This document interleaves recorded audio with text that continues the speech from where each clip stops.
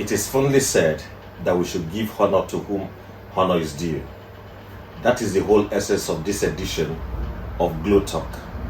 We're premiering the interview that Reverend June Hughman, a minister at the St. Margaret, Oxbridge for over 21 years, serving the people of this community and the congregation there at St. Margaret. It is her time of retiring, and she's granted us at the GLOWtalk Extra a wonderful interview so that we can recognize, honor, and also credit this wonderful servant of God as she takes her retirement into the next phase of her service to the kingdom. Why not join us this evening as we look at what time she has spent, all that she has done, and let us celebrate and honor this formidable servant of God. Join us and let's go ahead and see. Well, good afternoon, Reverend June Hughman. It's a pleasure to be with you this afternoon. And of course, we can do introductions. So I'm Christine Bamigbola from the Kingsborough Church. And would you like to tell us, just tell us your name and a little bit about yourself, if you will? Well, I'm June Hughman, and I was born and brought up in this country. Actually trained as a research scientist, making antibiotics, cooking, I laughingly say. But then I spent a bit of time doing training people in youth and children's work before I went to what they call Vicar Factory, to become a minister in the Church of England, and have had all sorts of roles since then. Amazing, fantastic. You studied biochemistry? I studied applied chemistry, which is slightly different, although there was quite a bit of biochemistry in there, but then went on to do a research degree and was working with a pharmaceutical company looking at making new antibiotics. That's why I say cooking, throw a bit in, and hope an antibiotic came out. Wow, amazing. I'm just wondering what that would have, what you may have been doing if you had followed that through, what you would have been doing in the Who knows? Who knows? Okay. Now today we're here to talk about the journey that you've had, Reverend June, and I am sure it is a colorful one. And I first met you easily about 15 years ago, but I know that you were already in and around Oxbridge and the Hillingdon borough way before that. So would you like to tell us a little bit about what you've done, the different roles that you've done in the Hillingdon community, in the Oxbridge community, perhaps the different roles that you've held as well? Well, I came to Uxbridge in 2000, and you can do the maths of how long it's been. And I came as town centre minister, and I was on the staff of St. Margaret's Church, and that's the church that's right in the centre of the town. Before the pandemic, it was a busy church with a 7-day ministry through a coffee shop and an open church. And we got involved in doing all sorts of things. And my role was really overseeing all our mission and outreach work and our sort of engagement with the community in all its diversity in the heart of the town.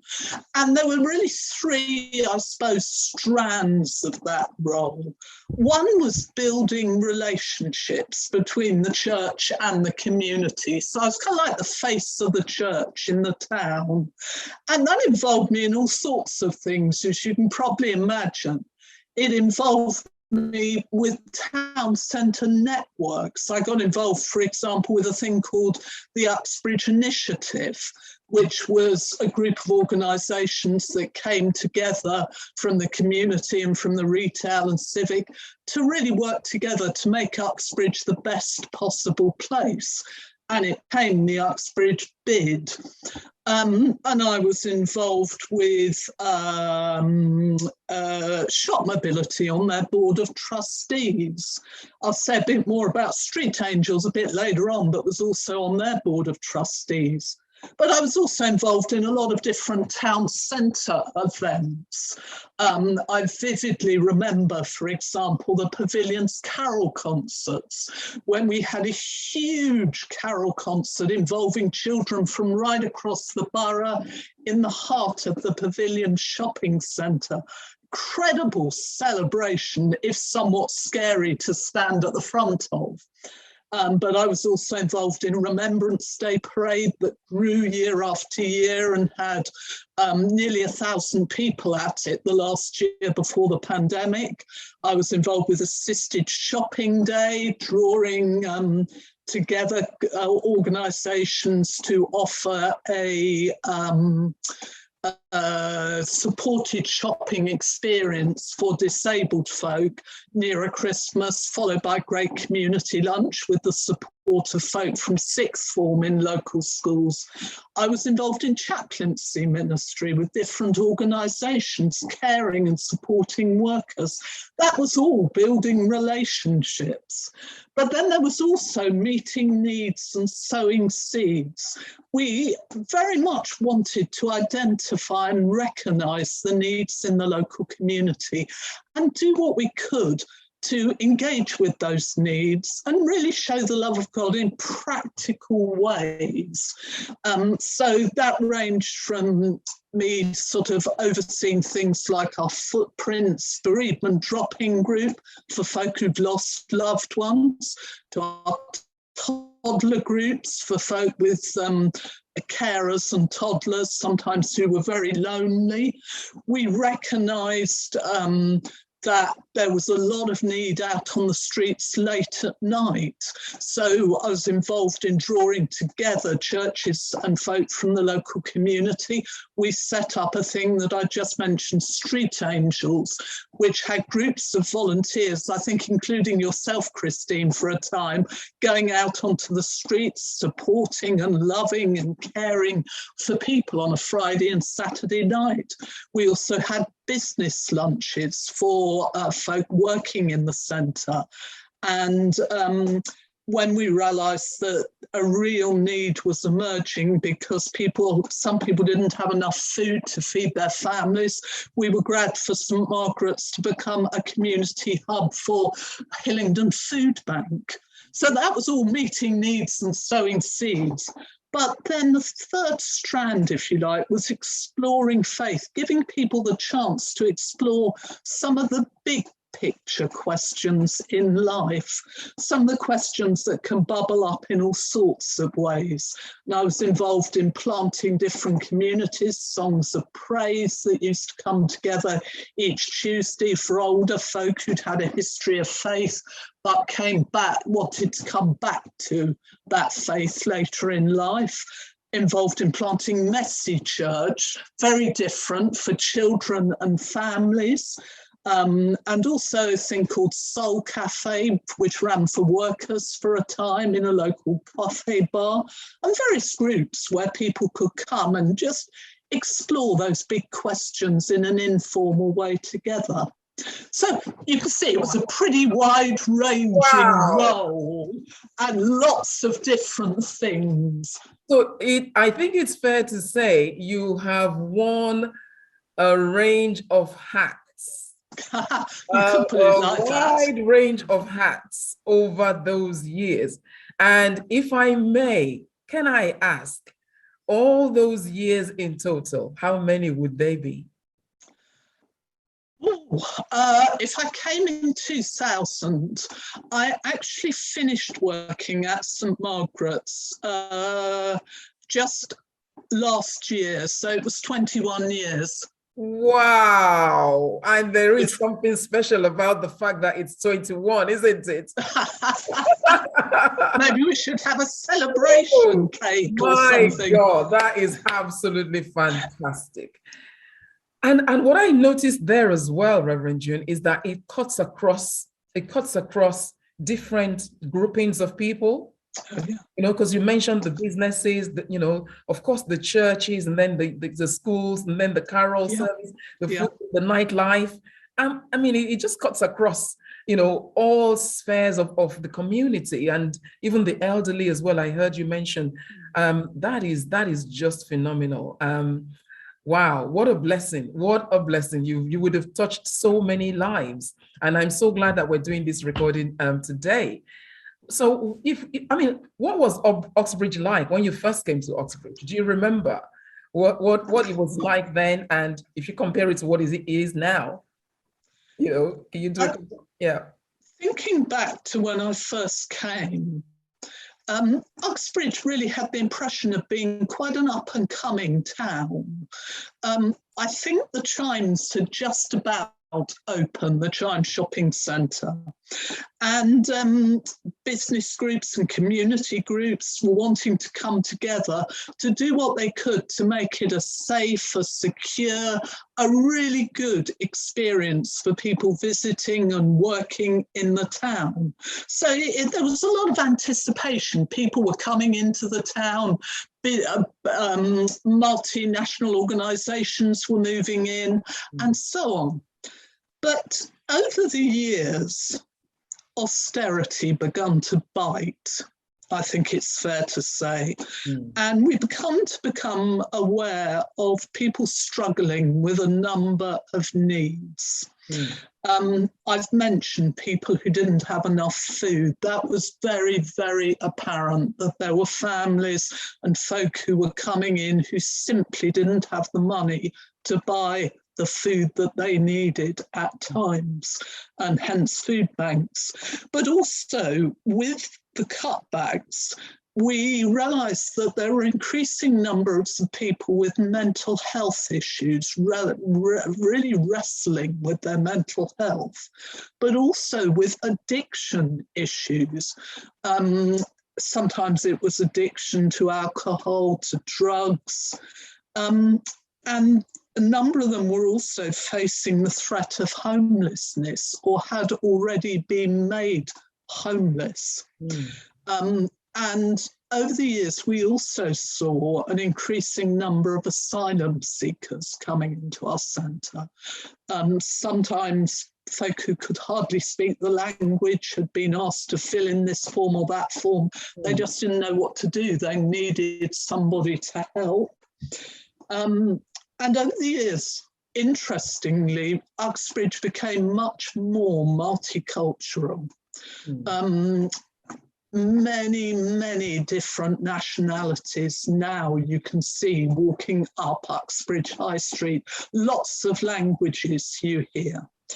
And the other thing that was very striking over the years was we found a number of people being released from prison, particularly folk who'd been on demand, but being released with nothing, no housing, no food, and they were literally getting on the tube, getting off and coming into the church saying, what do I do now? And we in fact did go and see our MP about that and talked with him. But certainly the challenges grew over the years as austerity began to bite. Wow. Wow. And hence, a lot of the things that you mentioned then came about, you know, the street angels, the supporting the elderly, you know, and various things that you talked about. So essentially, you've made yourself, or you've stepped in where the need arose, essentially, you know, as you saw it over those 21 years. And that is, I mean, there is nothing. I mean, if I was to say, what stands out in your mind as and you know, impact that you know that you've been part of? Because I know sometimes it's group work, so saying, well, it was me who did it, you might say, okay, no, it wasn't me. But you know, would you say, what would be your top 3 things that you know you would say, yes, this is a lasting, you know, memorable experience of these 21 years? It's actually quite difficult, I have to say, to pick out. But I think just randomly, really. Mm. One was the work that we did through our coffee shop and open church ministry. We tried to be available there for people, no matter who they were. And we really saw lives transformed in a quite extraordinary way sometimes. I remember one lady who came in and she had some addiction problems, had come from a very difficult background.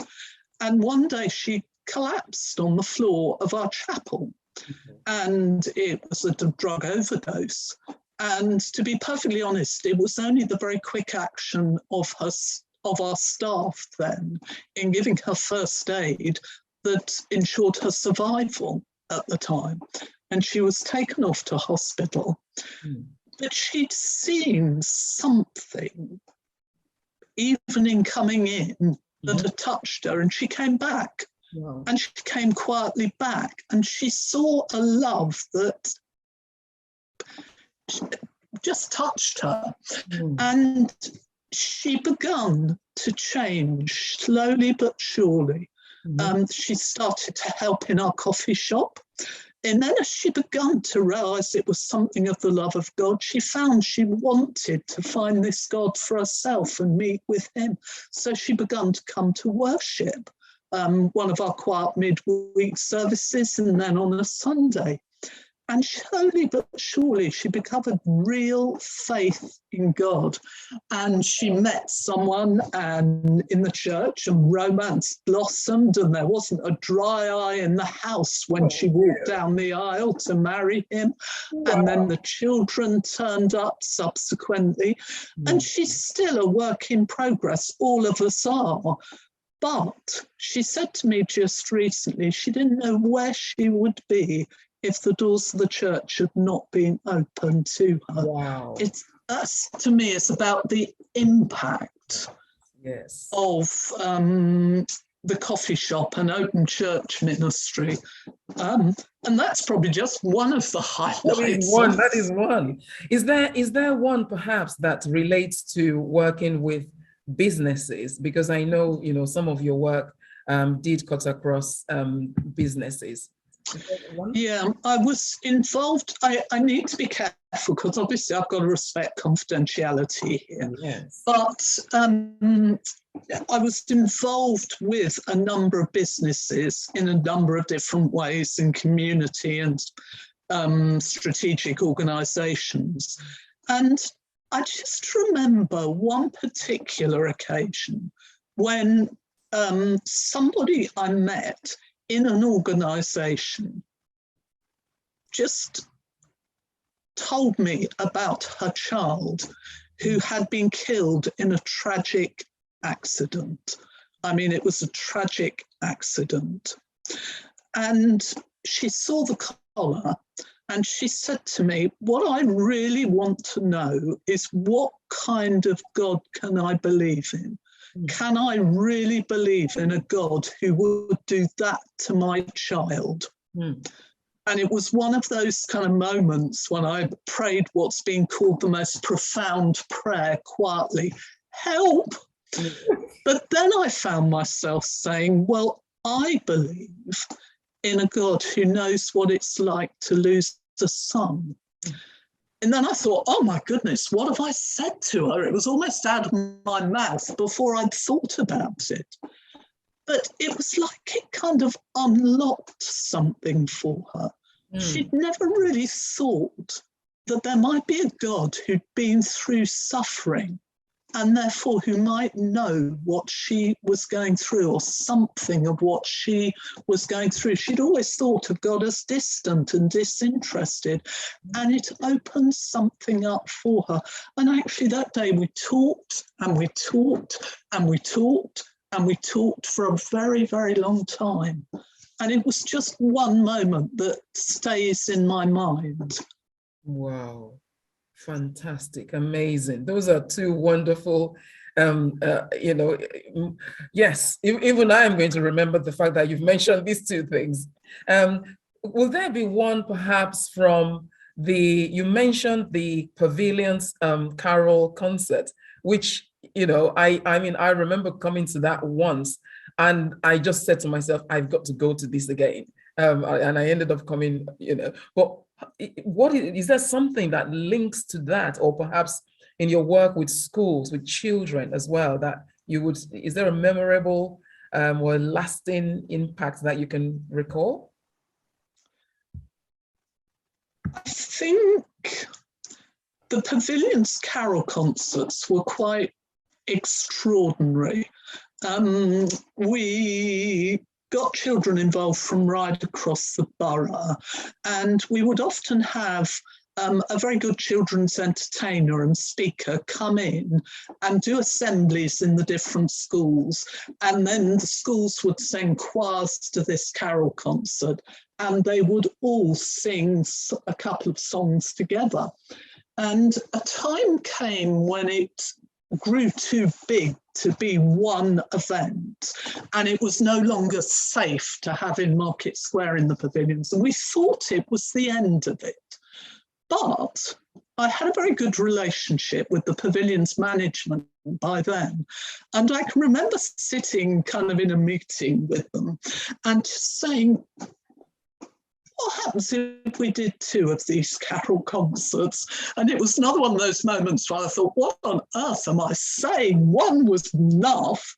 But they said, actually, that sounds really good. Maybe we could do 2 of an afternoon just after school's finished, and get lots of people coming through the centre who were shopping who would enjoy it. And I thought, But subsequently, it did evolve into 2 carol concerts and consecutive afternoons. And the Pavilion staff actually were wonderful in doing the setup to support this. They were there in staffing it. They helped make the thing happen. And I particularly remember one year when we had an extraordinary entertainer, magician called Tom Elliott, who came. And he got up on the stage. He was really an illusionist. And there were quite a lot of fathers, as well as mothers and grands and so on, in the group who were there to support children. And he said, actually, I want some dads to come. And I thought, blimey, you'll never get dads up here. And he got a whole load of dads up there. And they did this extraordinary thing whereby he got dads to sort of crouch with their knees bent in a sitting position, each sitting on each other's lap. It was pre-COVID, in a circle, but with no chair there. And they were all trusting one another.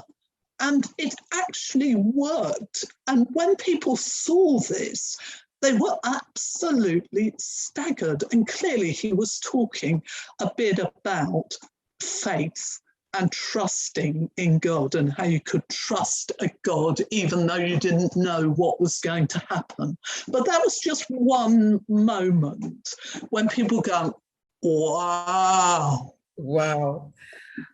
And thank you so much. I'm glad I asked that. And just to say, I think these are just school children. Of course, you don't know who is of what faith, or any faith even. They simply come along to those events, isn't it? Oh yes, I mean, it wasn't by any, obviously Christmas is by its definition a Christian festival. But we had people from church schools, but we also had people from community schools. We had people who were coming through the shopping centre, people really of any faith or none. It wasn't just for Christians in any shape or form. Amazing, absolutely fantastic. Wow, those are, I mean, I feel like asking for more examples, but I'll stop there. I'll stop there. But what I'll ask is, what will you miss about that, especially because what you describe, the roles that you describe doing in these 21 years, there's a myriad of them. So Well, if I ask, what will you miss? I think there might just be a few things that you will miss. Am I right? Would that be right? I mean, yeah. I think probably the thing that I will miss will be the people, actually. And some of the people we met, as you can imagine, were real characters. And some of them would try and twist you around their little finger. Some of the folk who came in through the coffee shop, or others were just struggling in very real ways. Some of them were people out in businesses or community groupings. I was a police chaplain and I met some amazing police officers and got a real insight into some of the struggles that the police face. And it's the diversity I'll miss as well of people. So one day I might be dealing with a borough commander who was addressing a very, very difficult situation, having to break bad news to a team, for example. But then the same afternoon, I might be dealing with somebody who's been released from jail, or I might be going to court with an asylum seeker who's had their application rejected and is appealing and wanted somebody to speak on their behalf. And it's just the diversity of people, I think, more than anything that I will miss. Can I just give you one more example? Yes, please. Yeah. There was one occasion where it wasn't always easy. And there was one occasion when two men started arguing in our coffee shop, two young men. What were they arguing over? A woman. And in the end, they were quite belligerent. So we had to ask the one we thought was the main protagonist to leave. And he did. But then the other one continued to be belligerent. So we had to ask him to leave. And unfortunately, they started fighting on the foyer of the church. And we had a coffee shop full of people. And I went and stood in the foyer with my back to our glass doors and the entrance, because I thought there's a danger that people are going to come out through here. And they fell backwards into the foyer and they were fighting in front of me. And so I quietly said to our coffee shop manager, who stuck her head round the door, you need to get the police, because there was clearly a real danger to the public there. But I will never forget, just a couple of moments later, the guy who had the upper hand in the fight grabbed a glass bottle that had rolled in, and he put his hand up, and he was clearly going to hit the other guy over the head hard. And I can remember screaming, and it wasn't out loud, but inside, screaming, Jesus, no. And it was quite extraordinary. I screamed it as the man was bringing the bottle down. And as soon as I said no, it was like there was a freeze frame, and his arm stopped in midair about 9 inches from the man's head. And it was, I will never forget that. And he said to the man, now get out of here and I'll knock the living daylights out of you if I come back. So the man scarpered and he went off. But interestingly, 3 days later, the one who'd had the bottle came back in and asked to speak to me. And I thought, I'm not sure whether I want to speak to you, but however, I sat down in the coffee shop with him. And he said, I just wanted to apologise for fighting in the church.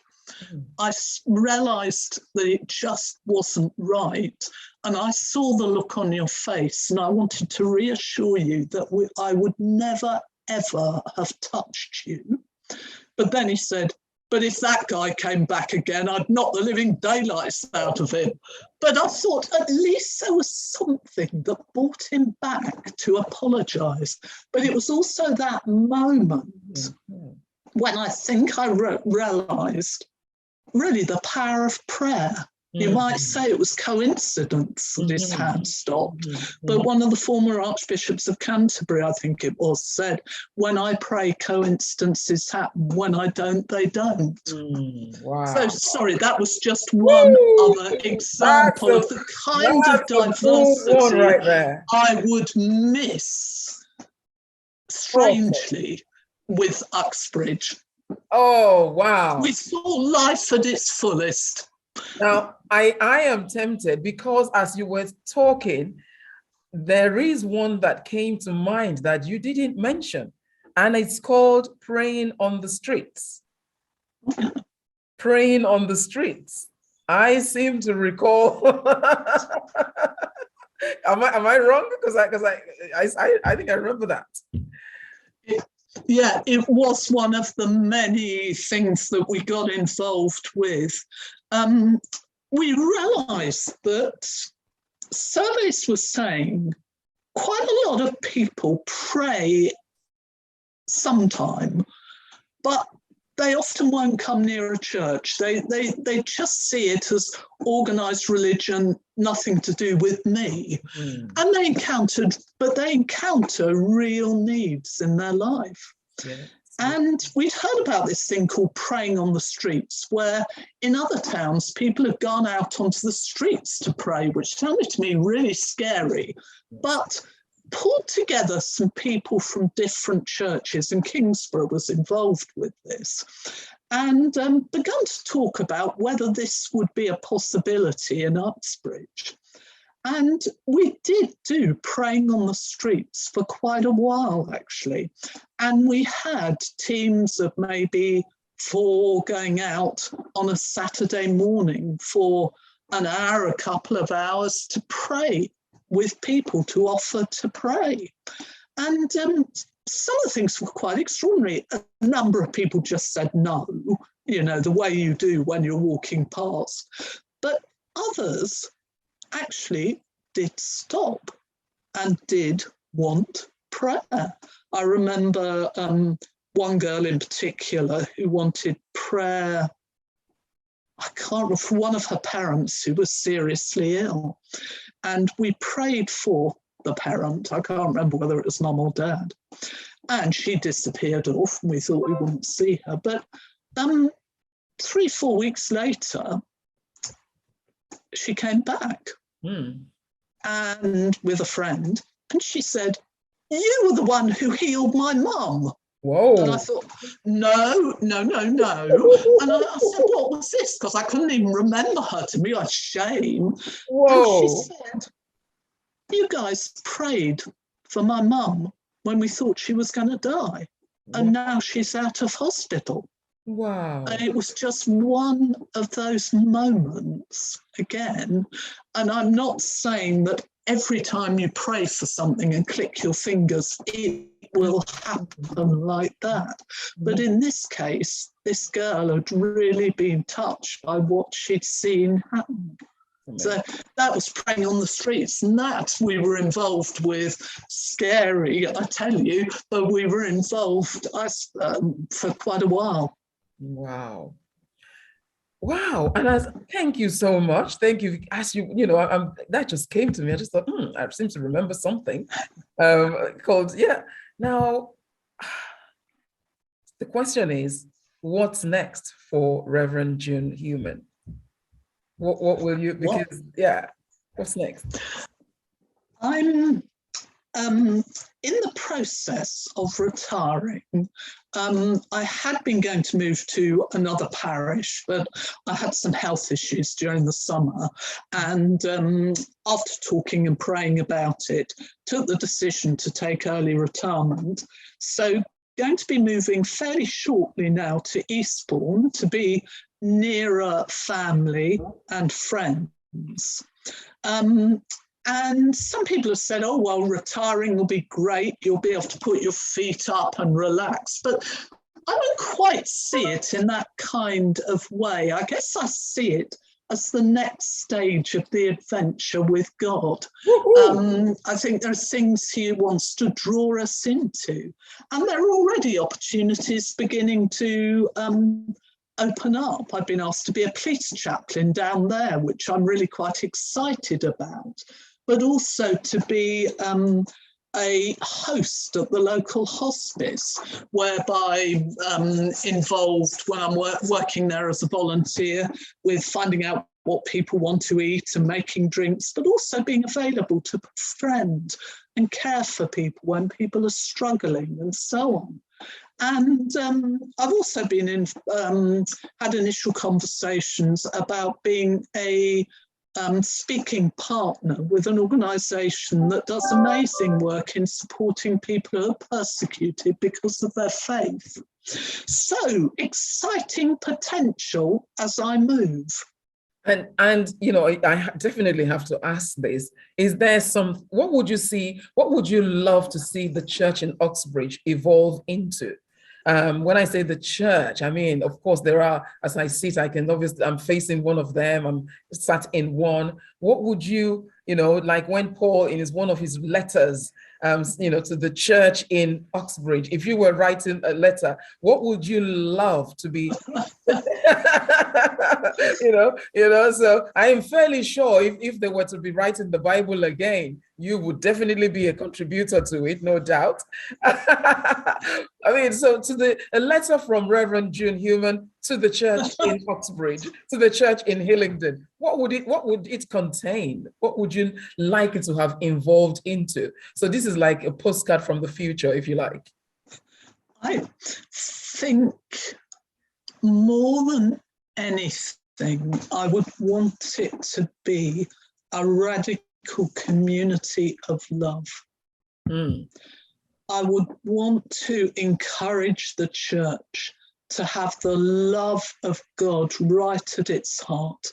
I would want them to be recognizing my belief as a Christian, and I think it's the Christian belief in a God who loved us so much that he once stepped into the world himself and gave his all out of love for us. And to be a church that's first and foremost seeking him and to have him at the center of all that they do. But then I would want them to be a community of radical love where they're loving one another, no matter what the cost is.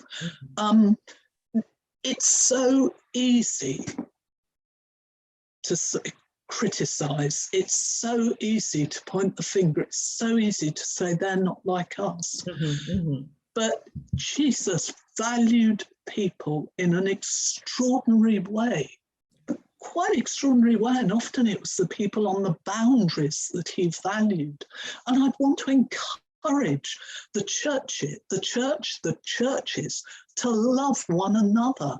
And it's the impact of that love that can make such a difference. That woman who almost died on the floor of the church, what changed her was the love she saw in that community. So I want them to be a community that loved one another, but more than anything as well, I would want them to be a community that was outward looking, that was wanting to have its doors open and welcome people in, whoever they are, recognizing that there's not some hierarchy in God's kingdom, but that the mayor is as valuable as the street cleaner. The borough commander with the police is as valuable as the homeless person who sleeps behind Tesco's, and a church to be reflecting that love. Sorry, I'm going into preaching mode here. But you are. It's fine. Anything, I would want it to be a radical community of love for God, radical community, loving for one another, and love for our community. Amen. Oh, awesome. Absolutely awesome. Right there, that's your parting message to us. But I probably should have asked this, any regrets at all? Is there anything you would have done differently? That's the question. I think we probably all have regrets. And there are some things that I would look back and say, actually, that wasn't great. I could look back and say specific things that weren't great in the way that I acted. I'm not perfect. And I'd say, actually, I didn't treat that person well. Or actually, I went herring off after that venture and it wasn't right and it took up a whole load of energy. There could be any number of things that I could highlight and say that I regret. But in the end, I want to say, I guess I'm thankful for the opportunities that there've been.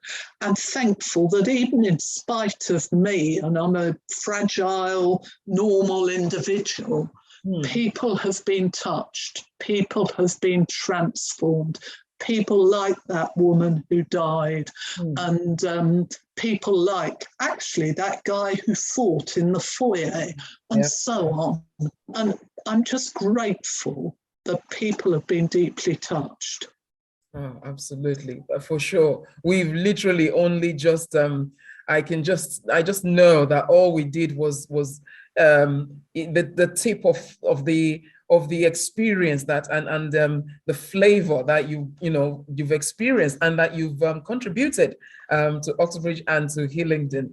Reverend June Hughman, I want to say it's been a great pleasure speaking with you this afternoon. Thank you for your time. Thank you for coming to Oxbridge. Thank you for what you're going to do next for God. I mean, I like the way you put it, that it's just the next chapter in the adventure. That's all it is. And you're absolutely right. And yes, I want to say I definitely wish and pray you all the very best in that next adventurous chapter. May God bless you and may God continue to smile on you as well. So thank you very much for your time this afternoon. Thank you. Thank you. Thank you very much.